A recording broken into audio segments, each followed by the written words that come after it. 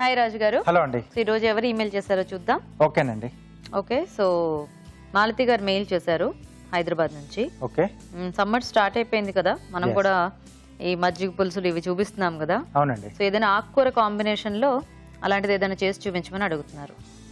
So ఆకుకూర combination లో so ఇప్పుడు కొంచెం మనకి ఏంటంటే బచ్చలాకు కూడా బాగానే దొరుకుతూ ఉంటుందండి. సో బచ్చలాకుతో సో పెరుగు పులుసు చేద్దాం. బచ్చలి పెరుగు పులుసు. ఓకే ఓకే, మరి బచ్చలి పెరుగు పులుసు తయారీకి కావాల్సిన పదార్థాలు ఏంటో ఒకసారి చూద్దాం.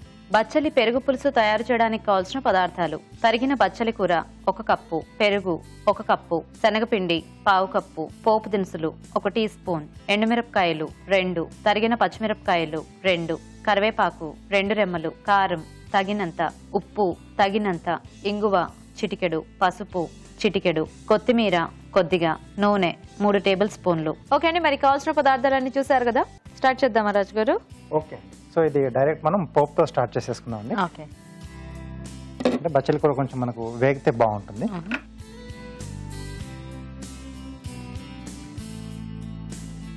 సో కొద్దిగా ఆయిల్. సో ఏదైనా ఇలాంటివి చేసుకున్న కూరగాయలు అయితే ఉడికించేసుకొని ఇలాంటివి ఆకుకూర అయితే కొంచెం వేసుకుంటే కొంచెం ఆ పచ్చివాసన తెలియకుండా ఉంటుంది. ఎండుమిరపకాయలు అండి. ఓకే,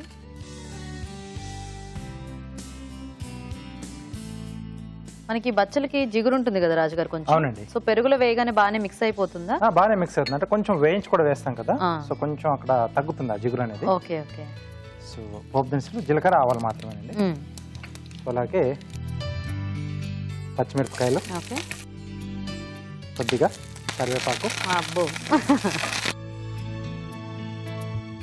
సో వీటికి ఎందుకో పోపులో పడ్డం ఇష్టం ఉండదు. పచ్చిమిరపకాయలు బాగా కోపంగా ఉన్నాయి ఈరోజు, మరీ పైదాకా వెళ్ళాయి గింజలు. అలాగే కొద్దిగా ఇంగువ కూడా యాడ్ చేస్తున్నాను. ఓకే, సో జనరల్గా ఈ పెరుగు పులుసులు, ఈ మజ్జిగ చారు వీటిల్లో మనకి ఆ ఇంగువ ఫ్లేవర్ కూడా చాలా బాగుంటుంది, బాగా తెలుస్తుంది. సో బచ్చలాకు సో అంటే పులుసులో వేసుకుంటాం కాబట్టి కొంచెం చిన్న చిన్నగా తరిగి వేసుకుంటే బాగుంటుంది. సో కొంచెం కలిసిపోతే మనకి కలుపుకోవడానికి కూడా ఈజీగా ఉంటుంది. సో కొంచెం అంటే మామూలు ఆకుకూరలతో కంపేర్ చేస్తే కొంచెం ఎక్కువ టైం తీసుకుంటుంది, అంటే కొంచెం ఆకు మందంగా ఉంటుంది మనకు. సో ఇది కొంచెం వేగితే మనం పెరుగు అది దీంట్లో యాడ్ చేసుకోవచ్చు. సో అది ఎలాగో పెరుగు ఏం పెద్ద ఉడకాల్సిన పని లేదు కాబట్టి మనకి ఇంక ఇది వేగితే ఆల్మోస్ట్ డిష్ రెడీ అయిపోయినట్టు. ఎస్. ఓకే రాజుగారు, సో మేము చిట్కా చూసేస్తాము. ఓకేనండి. ఓకే అండి, ఇప్పుడు మనం ఒక చిట్కా చూద్దాం. ఈరోజు మన మొదటి చిట్కా: కొత్తిమీర, కరివేపాకు లాంటివి ఎక్కువ కాలం నిల్వ ఉండాలి అంటే వాటిని ప్లాస్టిక్ కంటైనర్లో పెట్టి మూత పెట్టాలి. ఇలా చేస్తే ఎక్కువ కాలం తాజాగా ఉంటాయి. ఓకే అండి, చిట్కా చూసారు కదా. ఓకేనా రాజు గారు? ఓకే అండి, ఇంకొద్దిగా వేగాలి. సో అదేంటంటే మనం సమ్మర్లో కంపల్సరీ ఇలా చారులు కానీ పులుసులు కానీ మజ్జిగ పులుసులు ఎక్కువగా చేస్తూ ఉంటాం కదా. సో అలాంటప్పుడు మనం రెగ్యులర్గా సో డైలీ ఒకే వెజిటేబుల్ కానీ లేదా ప్లెయిన్గా కాకుండా ఇలా ఆకుకూరలు కూడా మనం మారుస్తూ సో లేదా మధ్య మధ్యలో వెజిటేబుల్స్ యాడ్ చేస్తూ ఓకే సో అలా కూడా చేసుకున్నా బాగానే ఉంటుంది. ఎందుకంటే సమ్మర్ మనకి చాలా ఎర్లీగా స్టార్ట్ అయిపోయింది అండ్ చాలా ఎక్కువ కూడా ఉంటుంది కాబట్టి దగ్గర ఒక 3-4 నెలలు మనం కొంచెం ఇట్లాంటివి చల్లవి తింటూ ఉంటేనే ఈ ఎండలకి తట్టుకోగలుగుతాం అన్నమాట. ఓకే, సో నెక్స్ట్ పెరగండి. సో బాగా కొంచెం బీట్ చేసి వేసుకోవాలి. ఓకే, సో కొద్దిగా వాటర్ కూడా యాడ్ చేస్తారా?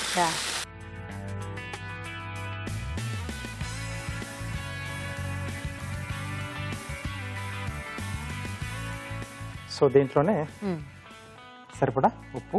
ఓకే,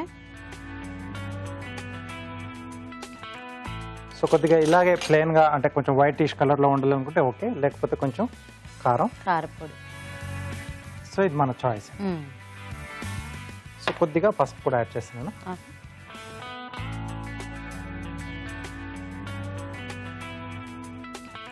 సో ఇది కొంచెం మనకు మరగాలండి. ఓకే, సో ఇది మరుగుతున్నంత సేపట్లో మనం ఏం చేద్దామంటే కొంచెం థిక్నింగ్ కోసం నేను శనగపిండి యాడ్ చేస్తున్నాను. సో దాంట్లో వాటర్ కలిపేసి ఉండలు లేకుండా స్మూత్ పేస్ట్ ఒకటి రెడీ చేసుకోవాలి.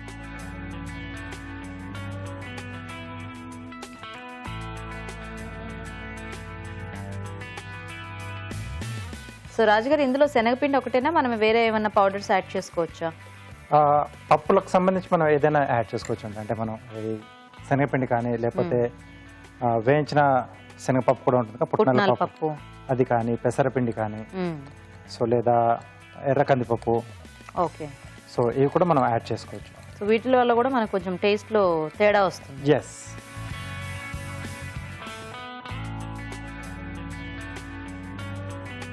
సో కొద్దిమంది ఏంటంటే పెరుగుతో పాటే సో ఈ శనగపిండి కూడా కలిపేసి యాడ్ చేస్తారు ఒకటేసారి. సో ఎవరి చాయిస్ అది. సో తర్వాత యాడ్ చేసుకున్నా బాగానే ఉంటుంది, ముందుగా యాడ్ చేసుకున్నా. సో కొంతమంది అసలు అంటే ఈ థిక్ బేస్ లేకుండా అలా ప్లెయిన్ గా ఓన్లీ పెరుగు యూస్ చేసి తీసుకుంటూ ఉంటారు, అలా అయినా కూడా బాగానే ఉంటుంది. బాగానే ఉంటుంది. సో అదేంటంటే మనకు కొంచెం అన్నంలో కలుపుకుంటే బాగా పలుచగా అనిపిస్తుంది. ఇట్లాంటిది ఏదైనా ఉంటే కొంచెం థిక్నెస్ తెలుస్తుంది. సో ఆ వైట్ గానే ఉండి కొంచెం ఆ థిక్నెస్ రావాలి అనుకుంటే కొంచెం బియ్య పిండి అయినా మనం యాడ్ చేసుకోవచ్చు దీంట్లో. మామూలుగా మనం చింతపండు పులుసు దాంట్లో అంటే కొంచెం ఏమైనా పులుసులు చేసుకున్నప్పుడు యాడ్ చేసుకుంటాం కదా, సో అలా యాడ్ చేసుకున్నా బాగానే ఉంటుంది. Okay okay.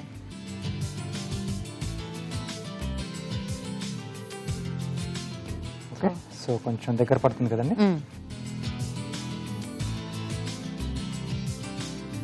సో చివరికి అయిపోయి దీంట్లో కొద్దిగా కొత్తిమీర. Okay okay. సో రెడీ అయిపోయింది. నైస్. సో బేసిక్గా సమ్మర్లో ఇలాంటి వంటలు ఎక్కువ చేసుకుంటే పొయ్యి దగ్గర కూడా చాలా తక్కువ ఉండొచ్చు.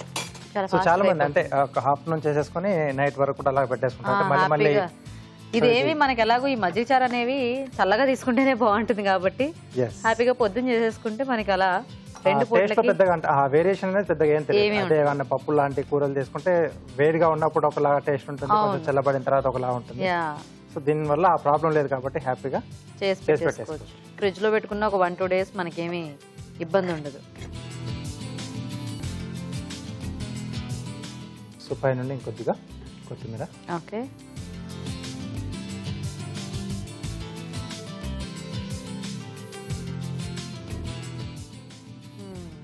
ఓకే.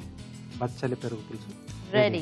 వావ్. సో బచ్చలి పెరుగు పులుసు రెడీ అండి. టేస్ట్ చూసే ముందు తయారీ విధానం ఇంకోసారి చూద్దాం. బచ్చలి పెరుగు పులుసు తయారు చేసే విధానం: ఒక పాన్ లో నూనె వేసి ఎండుమిరపకాయలు, పోపు దినుసులు, తరిగిన పచ్చిమిరపకాయలు, కరివేపాకు, ఇంగువ వేసి వేయించాలి. తర్వాత బచ్చలి కూర వేసి వేగనివ్వాలి. తర్వాత పెరుగు, ఉప్పు వేసి మరగనివ్వాలి. ఆ తర్వాత శనగపిండిలో కొద్దిగా నీళ్లు పోసి బాగా కలిపి దీనిలో వేసి కాస్త దగ్గర పడినివ్వాలి. ఆపై కొత్తిమీరతో గార్నిష్ చేసి సర్వ్ చేసుకుంటే బచ్చలి పెరుగు పులుసు రెడీ.